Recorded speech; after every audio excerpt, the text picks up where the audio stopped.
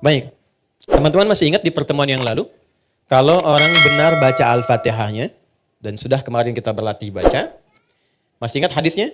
Kalau dia sampai bacaan Iyyaka na'budu wa iyyaka nasta'in, ya Allah, Engkau perintahkan aku sholat, ibadah, sekarang aku sholat. Dan Engkau janjikan saat aku sholat, Engkau akan mengabulkan apa yang aku mohonkan. Sekarang aku punya kesulitan, mohon mudahkan dan kabulkan apa yang akan aku mohonkan. Itu yang dimaksud Iyyaka na'budu wa iyyaka nasta'in. Oke, sekarang saya mau tanya sama teman-teman. Kalau kita diperkenankan untuk meminta apa saja dan itu dikabulkan, kira-kira mau minta apa? Surga, baik. Surga kan di akhirat ya. Rezeki, baik. Rezeki di dunia ya. Sehat, apa lagi? Banyak ya? Banyak ya? Dulu kalau nggak salah ada acara di TV itu dalam semenit ambil apa aja gitu kan? Ya, yang kamu inginkan kan? Ternyata nggak sempat ambil juga semua ya. Oke? Nah, lihat hadisnya. Hada baini wa baina abdi, wali abdi ma sa'al. Ini perjanjian untukku dan untuk hambaku. Kalau hambaku benar pada bacaan ini, sampai di titik ini, dari awal dia sholat. Apapun yang dia minta, aku akan berikan. Apapun yang dia minta, aku akan berikan. Dan tidak sedikit orang soleh, termasuk para nabi, orang-orang soleh yang hidup di setiap generasi, kalau setiap ada masalah, rata-rata sholat. Demi Allah, rata-rata sholat. Saya tidak bermaksud memberikan nasihat ya, hanya sharing saja. Ada pesan di Quran gini, kalau sedang ada masalah, khususnya di rumah tangga, itu curhatkan di atas sajadah. Itu poinnya. Kalau sedang ada masalah, khususnya di rumah tangga, curhatkan di atas sajadah. Itu ada di Quran, surah ke-12 ayat 86. Innama ashku bathi wa huzni ilallah. Adukan, tumpahkan di atas sajadah. Maka yang pertama Allah berikan satu ketenangan dalam jiwa. Jadi walaupun solusinya belum ada, tapi hatinya sudah tenang. Ya. Awas sajadahnya nggak usah dilebarkan sampai ke Instagram, ke Facebook, nggak usah. Di tempat kita ya. Semakin lebar, semakin meluas persoalannya. Itu janji Allah. Yang kedua, ketika kita tumpahkan, ketenangan diberikan. Nah, ketenangan inilah langkah awal yang memberikan kejernihan dalam berpikir, sehingga kita mudah melangkah untuk menyelesaikan persoalan. Ketika jernih itulah baru Allah kirimkan solusi. Ya, nah sifat kita melakukan itu disebut dengan takwa namanya. Dan kalimat takwa pertama di Quran itu disandingkan dengan sholat. Takwa itu disebutkan 240 kali dalam Quran. Pertama kali disebutkan, disandingkan dengan sholat. Quran surah 2, ayat 2-3. Dzalikal kitabu la raiba fi hudal lil.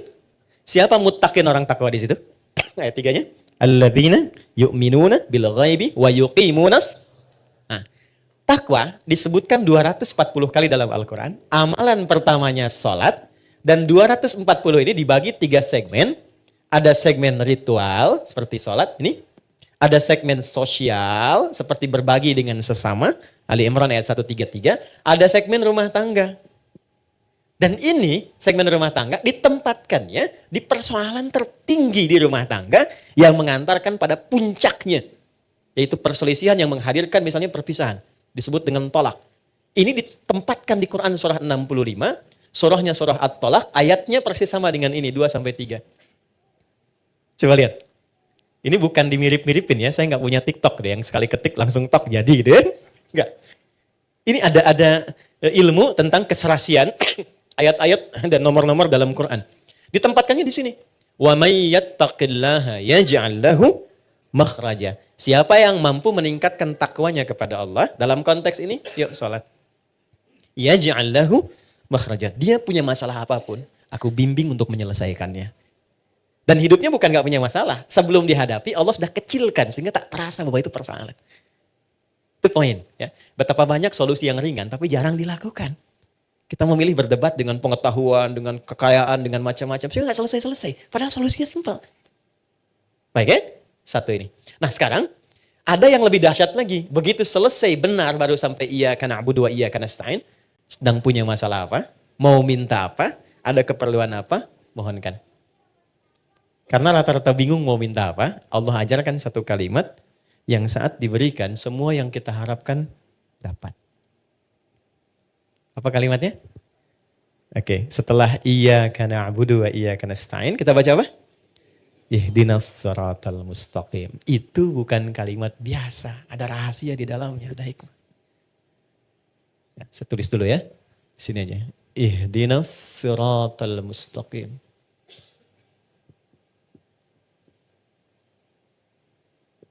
Ya. Pelan-pelan. Nanti kita belajar sama-sama cara baca ini dan menyelaraskannya dengan suasana hati kita seperti apa. Karena ini dijawab nanti ketika kita baca ada jawabannya di ayat lain. Baik ya? Ihdinas siratal mustaqim. Nah, teman-teman kalau diterjemahkannya apa? Tunjukkan kami jalan yang lurus. Itu terjemah tekstual. Baik ya? Itu bisa efektif dibaca saat haji nanti. Ya, saya pernah jadi petugas 2010. Ada jemaah tersesat. Keluar dari maktab dia bingung ketemu tentara orang Arab, dia nanya.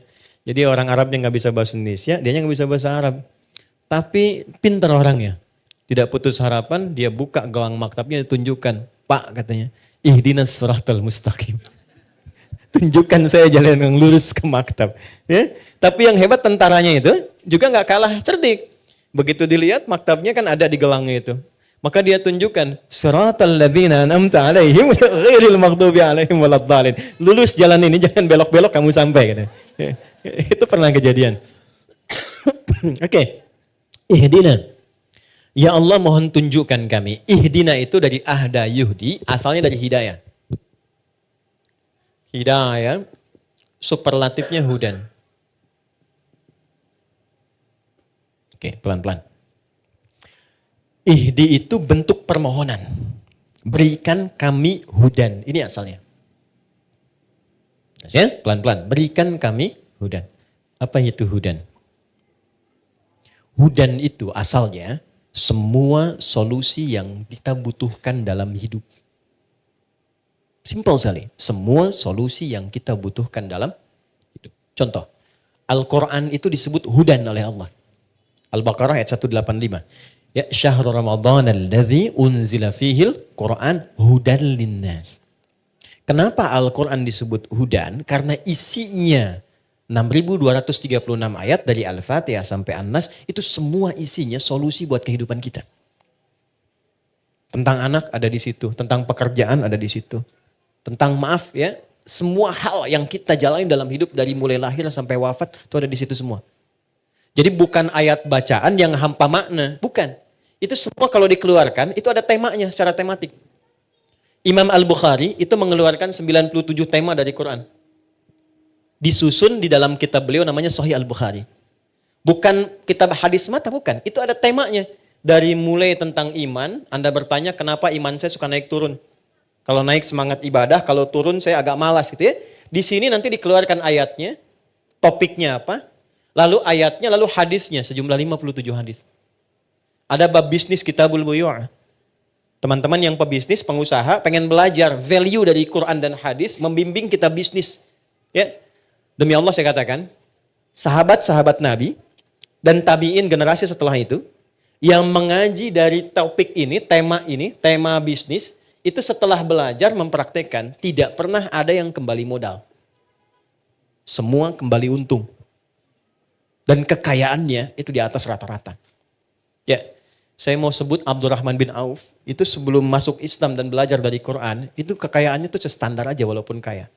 Tapi setelah masuk Islam, itu kemarin riset saya tentang beberapa para sahabat, itu kekayaannya divaluasi kalau kekinian, itu sampai dengan 72.000 triliun. Dan ini riset ilmiah yang kemarin kami kaji, 72.000 triliun. Sekarang Elon Musk baru 3.000 ya. Jeff Bezos juga demikian kan, baru di kisaran itu dulu 72.000. Dan hebatnya masuk surga juga tuh. Masuk surga juga daripada miskin gak jelas kan. Nah ini masuk surga juga. Oke. Jadi poinnya begini. Saya agak cepat langsung karena waktu kita terbatas. Ihdina ya Allah berikan aku hudan. Solusi dari masalah yang aku rasakan sekarang. Nah saat teman-teman membacakan itu, coba di hatinya rasakan sedang punya masalah apa yang dirasakan. Gitu. Ini jarang dibaca begitu kan? Kan normal saja kan? Ihdinas siratal mustaqim, siratal ladzina an'amta 'alaihim ghairil maghdubi 'alaihim waladdallin. Amin, selesai. Sampai di situ benar untuk menggugurkan rukun dalam salat. Sah salatnya. Tapi Anda nggak dapat ini. Nggak dapat kenikmatannya. Jadi begitu Anda bacakan, ihdinas siratal mustaqim, rasakan dalam hati kita. Nggak perlu diungkapkan, kita belum sujud. Nggak perlu diungkapkan, rasakan dalam hati ada masalah apa yang dibawa dalam sholat. Karena Allah itu maha tahu orang sholat itu pasti punya persoalan. Pasti bawa masalah. Ini kan tenang-tenang senyum-senyum itu, ya boleh jadi juga ada masalah kan. Nggak semuanya tenang kan dalam hatinya kan. Sama. Nggak ada orang dari subuh sampai zuhur nggak punya masalah, itu nggak ada itu. Ya nggak ada, semua orang punya persoalannya.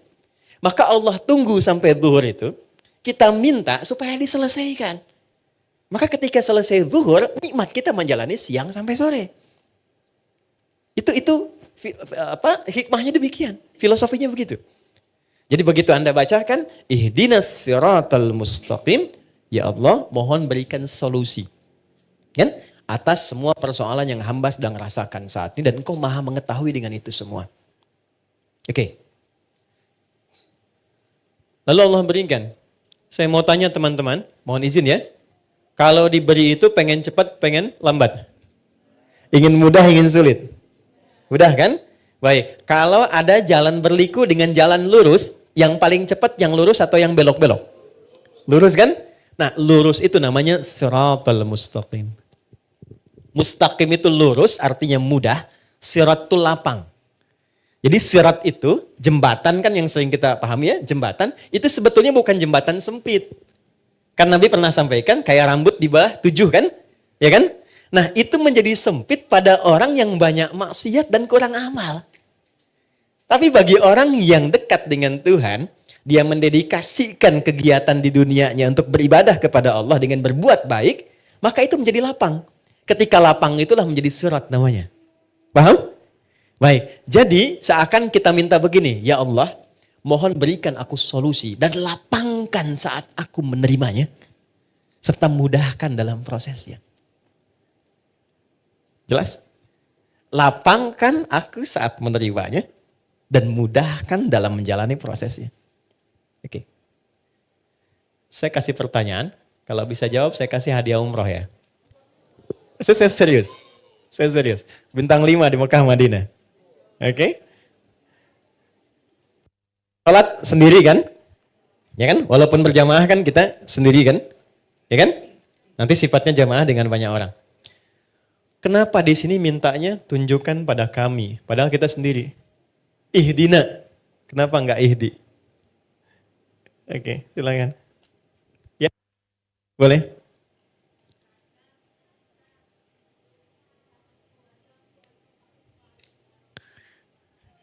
Bagus jawabannya. Sampai Cengkareng tuh. Oke, ada yang lain? Ya kan?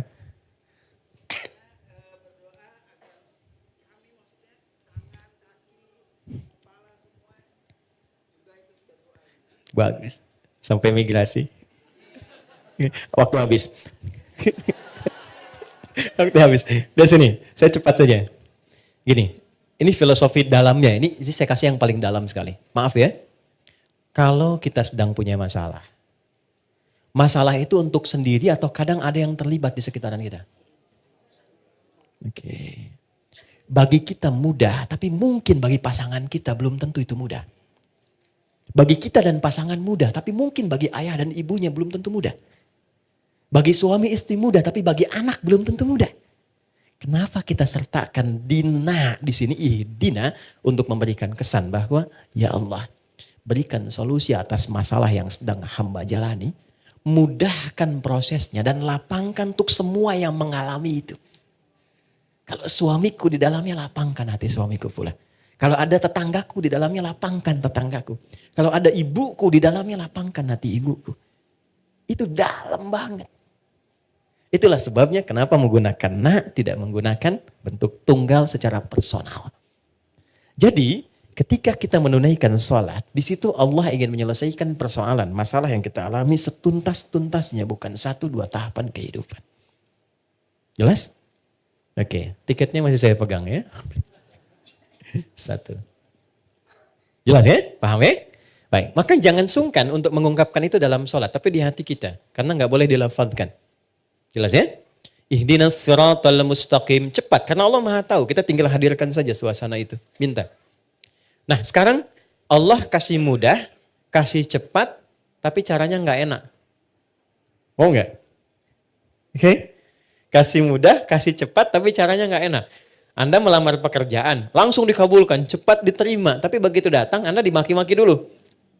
Hah? Lain kali nanti kalau ke sini, pas kerja, kamu pintar, tapi pakaian kamu nggak layak. Besok kamu ganti kayak gini. Ini perusahaan begini. Nggak cocok nanti kalau kamu pakaian begini. Tapi kamu diterima.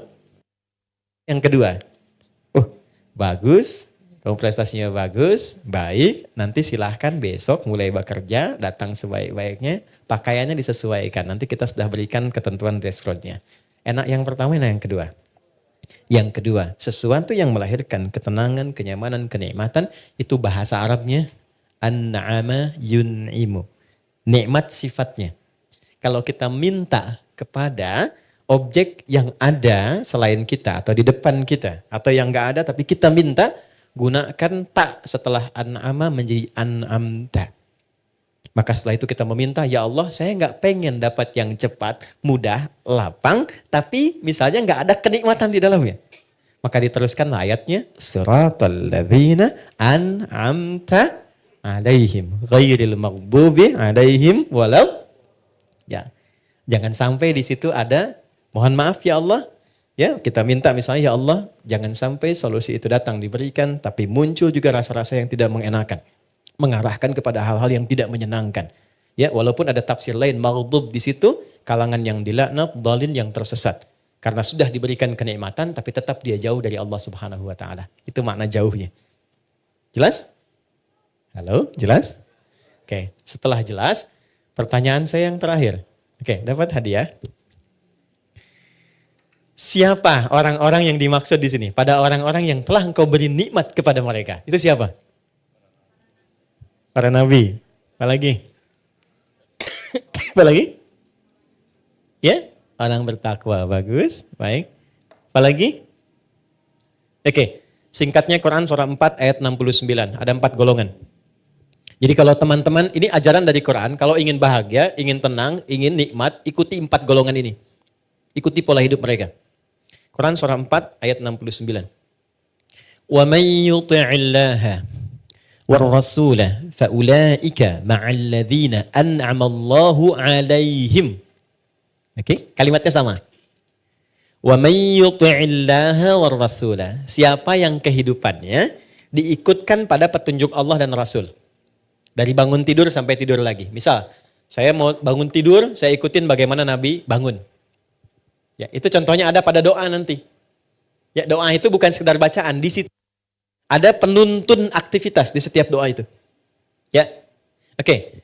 Siapa yang pola hidupnya mengikutkan pada tuntunan Allah dan Rasul? Perhatikan. Faulaika ma'alladzina an'amallahu 'alaihim. Maka mereka itu aku jamin akan disatukan dengan 4 kalangan yang selama hidupnya selalu dijamin kenikmatan oleh Allah. 4 kalangan. 1, minan nabiyyin, para nabi.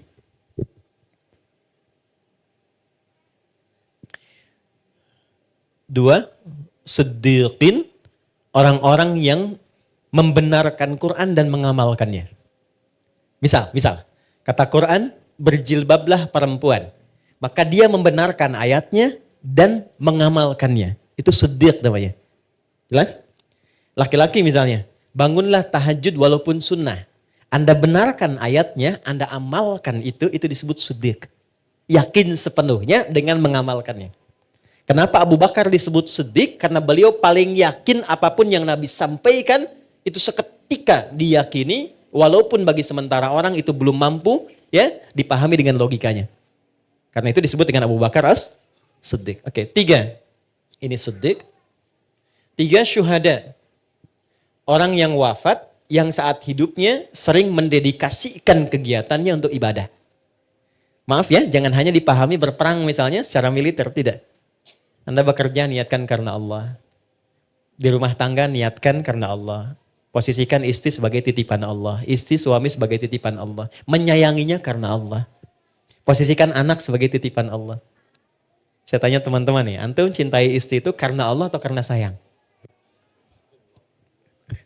Berat sekali jawabnya ya. Oke. Anda cintai anak itu karena Allah atau karena sayang? Oke, kalau karena Allah itu ada dua cirinya. Satu, dia akan memastikan yang dicintainya itu selalu berada dalam hukum-hukum Allah. Oke? Jangan dibayangkan terlalu ekstrim, tidak. Ya, misalnya apa? Sholat, diajak sholat. Diingatkan ngaji misalnya. Didekatkan pada yang baik-baik. Istri pesan ke suami, cari yang halal ya. Jangan pernah datangkan yang haram misalnya. Itu sudah cukup menjadikan Anda berjuang hidup untuk menaati Allah. Kalau wafat, itu disebut wafatnya fi sabilillah, orang yang disebut syahid, zamannya syuhada. Jadi ada 3 jenis syuhada itu, syuhada yang wafat saat ada dinas militer, ya itu langsung syahidnya dunia akhirat. Ada syahidnya seperti tadi saya sampaikan, merawat anak karena Allah, ibunya meninggal, syahid, syahidnya syahid akhirat. Dimakamkan seperti biasa, tapi statusnya syahid. Itu kenikmatan surganya luar biasa. Kalau nggak percaya silahkan, lakukan dulu ya. Nanti saat di ujung kematian itu ditampakkan hasilnya. Yang keempat, solihin, tingkat paling akhir. Wassalihin. Ya. Saya akhiri di sini dengan cepat. Solihin itu singkatnya orang yang memastikan semua kegiatannya baik. Ya, kalau memandang yang baik. Kalau bicara, dia bicara yang baik-baik. Kalau kira-kira yang mau dikeluarkan itu kurang baik, dia tahan, dia nggak ungkapkan. Ketemu sama istri nih, ada beda pendapat. Dia mau cerita. Kemudian mau keluar kata-kata nggak baik. Dia jaga supaya menenangkan istri, nggak menyinggungnya. Itu masuk kategori ini. Oke? Begitu sebaliknya. Ujung kepala sampai ujung kaki. Dia arahkan, melangkah pada yang baik, bekerja yang baik. Maka masuk kategori ini. Untuk perempuan, salihat. Untuk laki-laki, salihin. Ini poinnya. Jadi kalau ada orang-orang ingin hidup tenang, ingin nyaman, minimal ikuti pola hidup para nabi, nggak terjangkau yang ini, atau paling minimal jadilah orang baik yang tidak melukai orang lain atau bahkan diri sendiri. Jelas? Saya tutup bagian terakhir. Ghairil maghdubi alaihim waladdallin. Kemudian diucapkan apa? Amin. Nah, amin itu ketika dilafazkan artinya mohon kabulkan ya Allah. Karena kita sudah meminta sampai ujung tadi. Mohon kabulkan ya Allah.